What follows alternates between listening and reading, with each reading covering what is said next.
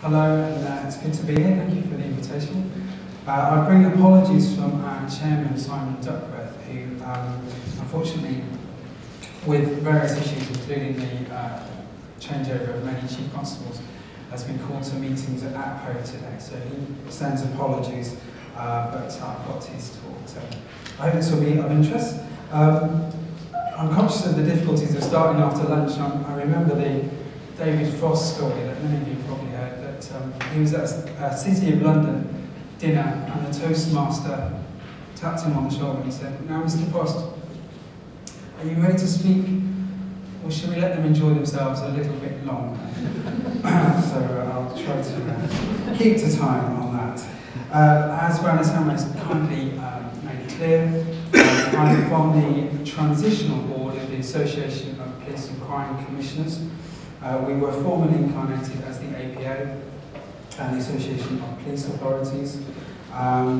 We are entirely transitional and holding the reins until police and crime commissioners, with their many duties, have time to think about the national structures, how they want to engage with those. Many of them are doing that already, but we're literally here just to ensure that there is a context, there is a structure for them to engage with, and if they want to be coordinated, supported, to have representation, we're there ready to serve them. We have been funded to the end of the financial year by the Home Office. All decisions about our activity beyond that are of course in the hands of PCCs, but for now we are supporting them, providing a whole range of guidance from, we did a 100 days checklist, we've done a series of briefings, a series of events, but we're very much at their behest. As I've made clear there, we've ensured continuity from the time of the APA shutdown, planning and being involved in transition. So, the role of 41 PCCs. I'm sure these will be very familiar to you. 41 PCCs have a sole responsibility, in effect, for holding the police to account for the totality, and that is a phrase from the legislation and guidance, of policing within their area. Chiefly securing an efficient and effective service, as you're aware, £12 billion total budget for policing in the UK. They appoint, and as some have been keen to point out, also dismiss, if necessary, the Chief Constable. They hold them to account for running the service. They set the objectives through a police and crime plan, having consulted, of course, with local communities and especially victims. They set the force budget and determine the precept. They must contribute to make sure that their police force contributes to national and international policing capabilities set out by the Home Secretary. There is something called the Strategic Policing Requirement, which many of you will be aware of, in which the Home Secretary sets out minimum requirements for issues like resilience in terms of public order, counter-terrorism, essentially where there may be a national need and there needs to be backfilling, if you like, where there's an incident from a number of other forces. There are certain minimum requirements, so every force must continue to have a certain number of officers trained in, for example, public order. So were we, God forbid, to see another beat of riots, there would be capability and flex there to respond to that. Importantly, for I know many of you in the audience today, PCCs have a duty to cooperate with community safety and criminal justice partners. And this is perhaps the most exciting and the most dynamic change from the former incarnation of police governments, police authorities. This wider and crime remit is perhaps where many PCCs, and I hesitate through all of this to speak for them, obviously our contact is growing, but not going to speak for them. But it's clear from our conversations that many of them see the and crime part as where they can make a very exciting and dynamic difference. Their budgets, as you'll know, are largely spent by the time they get 80% plus of the policing budget is on workforce And of course that is the most important asset the police service has. But the room for discretion about other activity is fairly limited, and 80% of your budget is spent on workforce. So this is one reason why many PCCs are seeing the potential to bring improvements in the wider criminal justice area, to bang heads together, as some of the more robust have put it, to secure better criminal justice outcomes. That's where it will be very important. And where we could, in the longer term, as an aside, see big shifts, be aware that the police grant that comes from the Home Office must, of course, be spent on preserving the police service and the police numbers. However, technically, the amount that is raised from the precept, in addition to the police grant, is not ring-fenced in that way.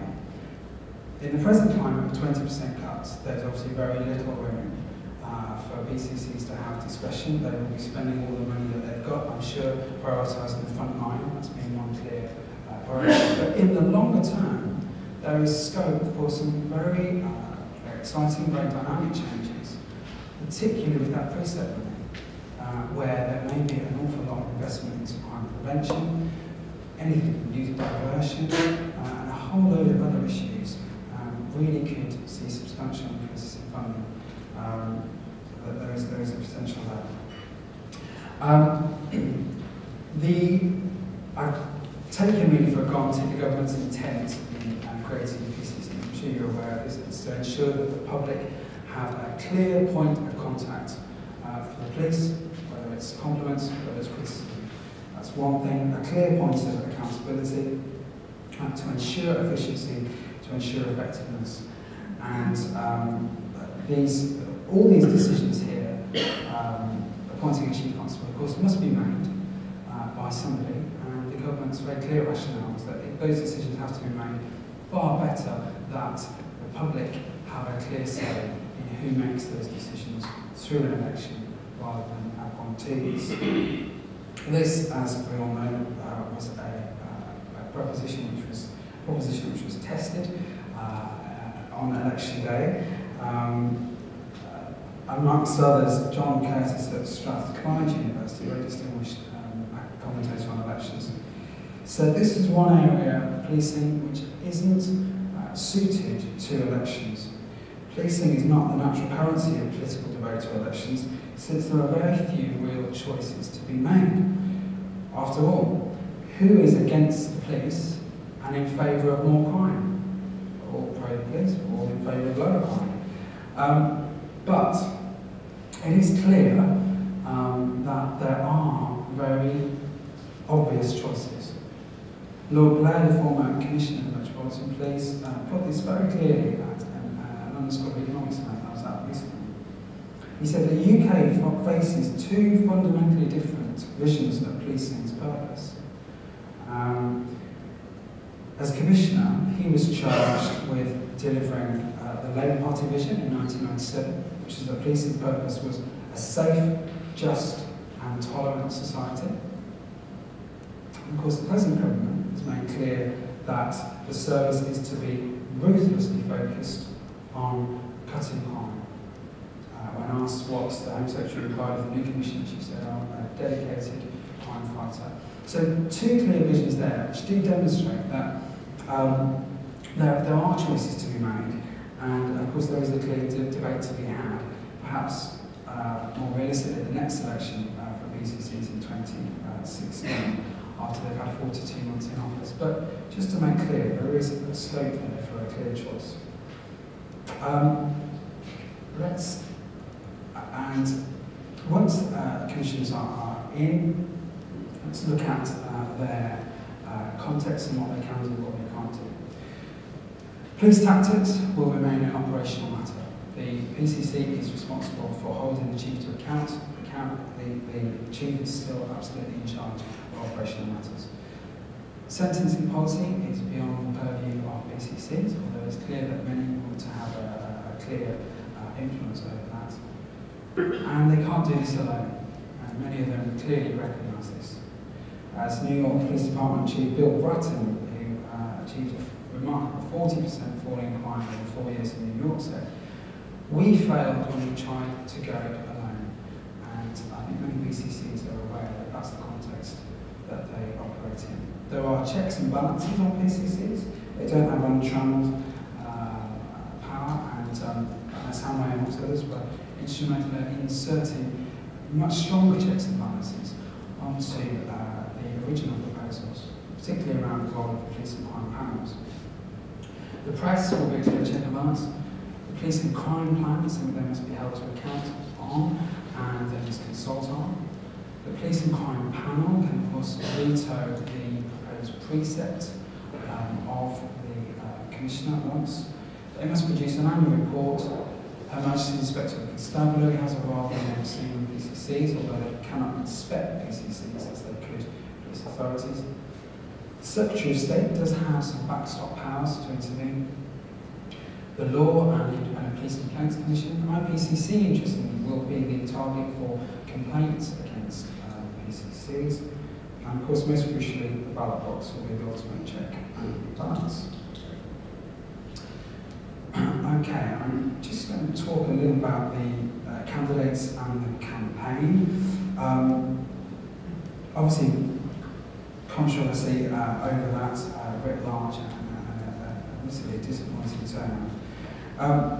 There were 120,000 booklets sent out from the Home Office for the election packs. The Criminal Justice Minister, Jeremy Brown, made an interesting, I think very good point, that it is difficult to enthuse people about accountability structures. And he made this point in the context of possible elections for the House of Lords.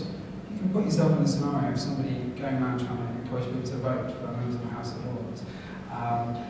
It's a difficult role to explain. It's not a role of veto, it's not necessarily a role of initiation.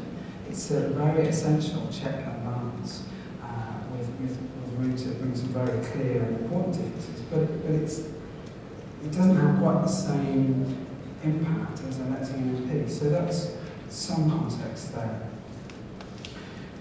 Some have suggested it was a low turnout, a reflection of the service's success. It's perhaps the ultimate in doing my job in being a press officer here, but amidst 20% cuts, even amidst 20% cuts to the police budget, crime is down, public confidence is up, there are more officers on the front line, proportionately, response times are maintained, and the public perceptions of policing stats published just this morning make promising and encouraging reading in this regard. Crime has fallen by 6% for the 12 months to June 2012, and there has been a continuation of a clear upward trend in the rating of police performance over the past 9 years. This year, 2/3 of adults thought their local police were doing an excellent or good job, while 75% of adults surveyed had confidence in their local police. It's perhaps arguable that people didn't feel they were getting a bad service from their police, and that may influence whether they felt motivated to go and vote or not. But one thing we know is that future elections will always coincide with other elections, largely in May, and that we hope will increase turnout. Let's look at who were elected. Turnout was, of course, 14.5%, 5.3 million people did vote, and I've got some interesting points on spoiled papers and things if people want to talk about those, we'll come back to those later. But in terms of the winners, we've unpicked the winners and their backgrounds. 12 were members of police authorities, 8 former police officers, 6 women, 21 current or former councillors, and 6 former MPs. We looked at the candidates, we did a survey of the candidates as well as the winners, and it was clear that whilst there were varying views of the calibre of candidates, well over 50% of the candidates had relevant experience in policing, criminal justice or oversight roles. So these were people coming to the job with a surprising amount of experience and knowledge of the area. There were a lot of concerns that people would come in not knowing anything They've only got 42 months to make an impact, but many of them, not least the 12 members of the police authorities, come in with a very clear head start. In terms of the overall results, so you should be aware of these stats already, but 16 Conservative, 13 Labour, 12 Independent, and the vote share is laid out there underneath the numbers.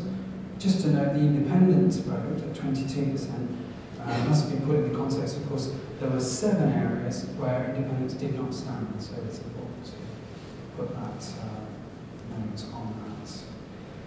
This, I'm afraid, will not be at all clear, but I hope it just gives you colours of the red for Labour, the darker blue for Conservatives, and the sort of lilac, I guess, for the independents.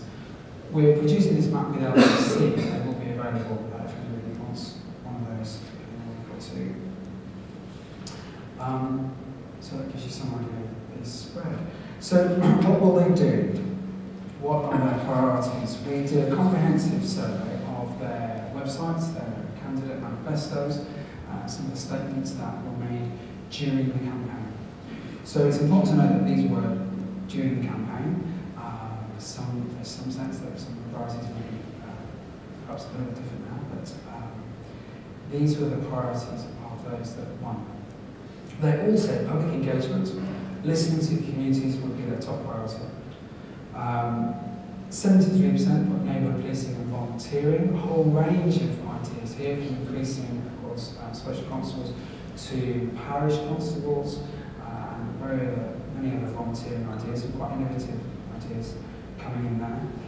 The third top priority was the needs of victims. That's absolutely crystal clear in the legislation that the needs and concerns of victims are to be something PCC's prioritise.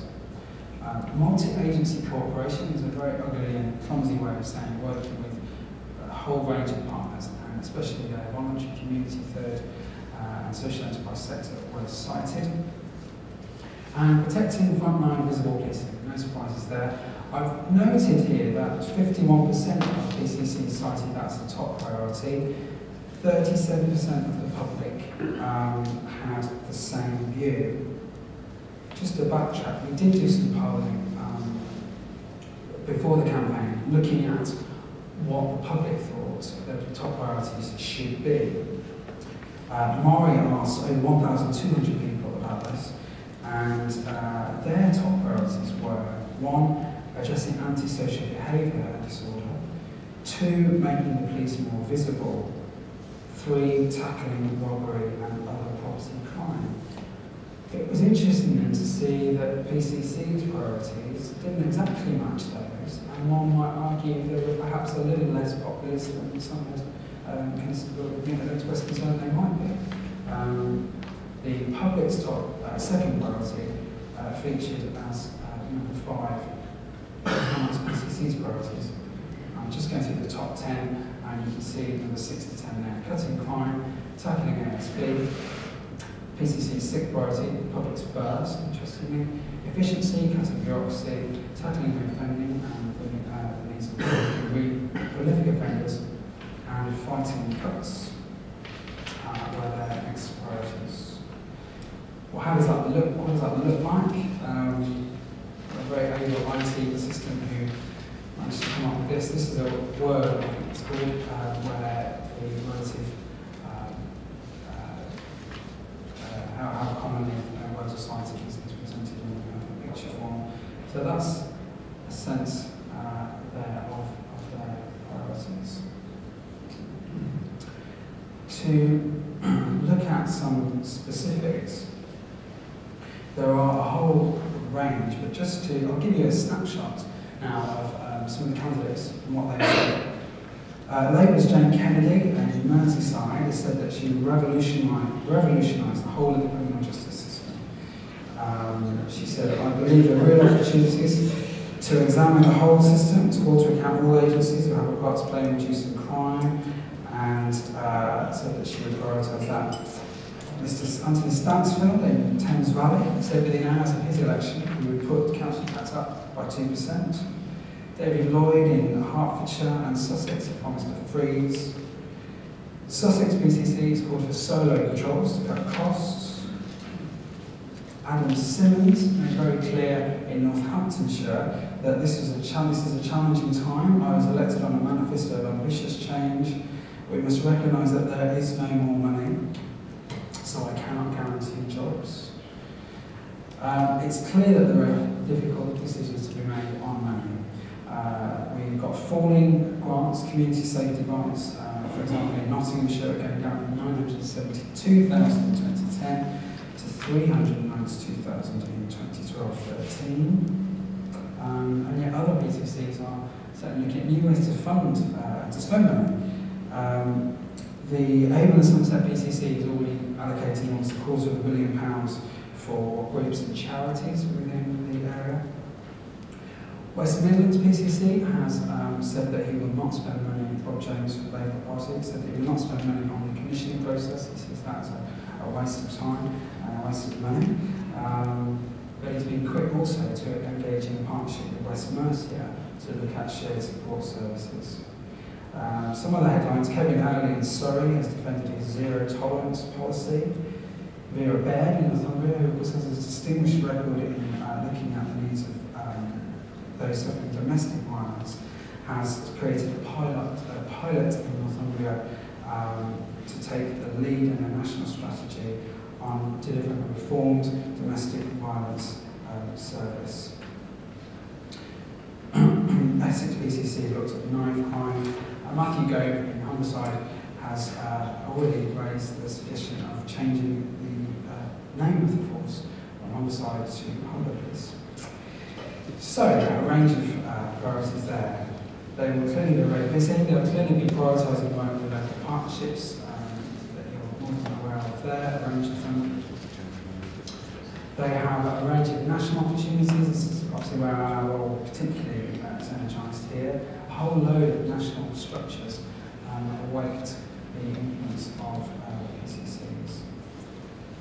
And just to finish here, as an umbrella body, we are providing a single point of contact for agencies and other partners who would like to work with PCCs. If there are ways in which we can work on that, we're delighted to do so. And those are my contact details at the end. One thing I'll just finish on is that this question of what PCCs will do is obviously very live. It's indeterminate at the moment. But I would encourage everyone that you will know what they're doing.